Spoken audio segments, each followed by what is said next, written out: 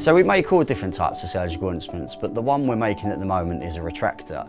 So what we start with is just the raw material, and then from the raw material we'll scribe it to the measurements required. So once the measurements are on the material, we'll grind and we'll polish them up to a rough standard, and then from there we'll heat the instrument up and bend it. So what that will do, that will put an arch in the material. We'll then polish it to a high standard. So from there, it will then be hardened and tempered. It will come back to be polished. We'll go to the laser marking, to the cleaner, which will then be passivated, signed off, packed up, and sent out the door. This rigid endoscope I'm working on at the moment has broken rod lenses inside.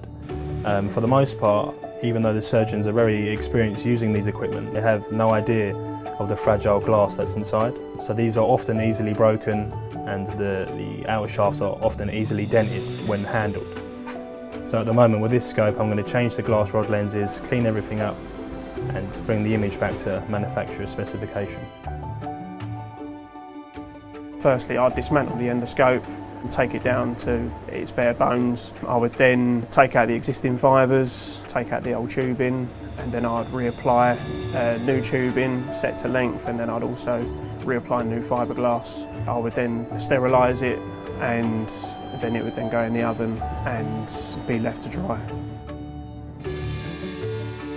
Basically, I repair air and battery tools that are used in operating theatres throughout the UK and Ireland. Sometimes these tools come in completely seized up, not working. In fact, most of the time that's the situation, and we can bring them back to life.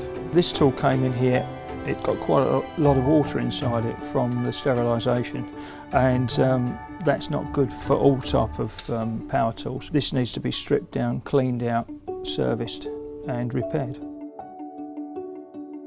First of all, we'll start by cutting up the pins. From that stage, we then go to the grinding, which will be lineaged to a rough grind, then a fine grind.